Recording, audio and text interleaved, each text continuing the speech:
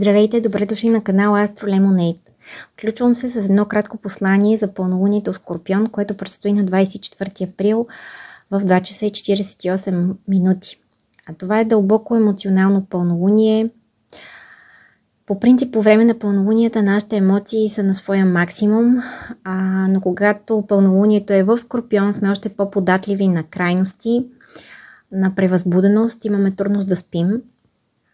Така че ако сте превъзбудени, може да е заради някакво положително развитие, не само неприятно, може да имате развитие или осъществяване на желание, което сте положили, начало, което сте положили в началото на ноември, някъде около 13 ноември, ако е било, особено по време на новолунието в Скорпион.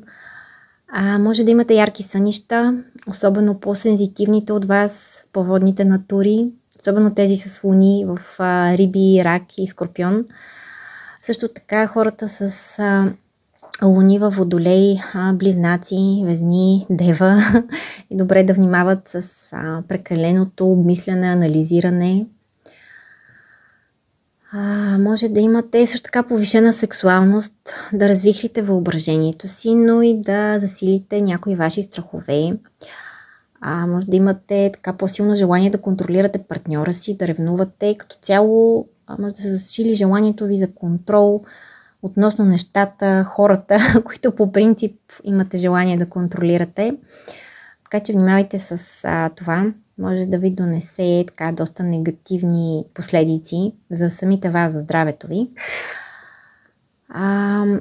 Ако изпитвате някакви турбулентни емоции, добре е да пишете, да се движите, да танцувате, да се опитате също така да се съсредоточите върху някаква дейност, като може да е редене на някой сложен пъзел, разрешаване на някаква загадка, нещо, което да ви накара да се съсредоточите в детайла, да се задълбочите, но не върху емоциите, не върху негативното.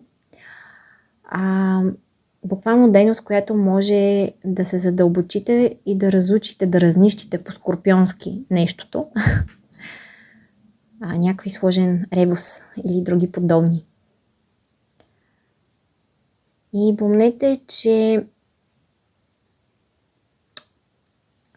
обикновено става, въпреки че е пълнолуние и луната ще свети на небето, тя ще се скрие по някое време през нощта. Но когато ни става най-тъмно и черно в душата, когато е най-тъмно, винаги това са моментите, часовете, точно преди зазоряване. Надявам се, съм ви била полезна. Ако съдържанието на това видео ви харесва, ще се радвам да се абонирате за канала и да харесате видеото.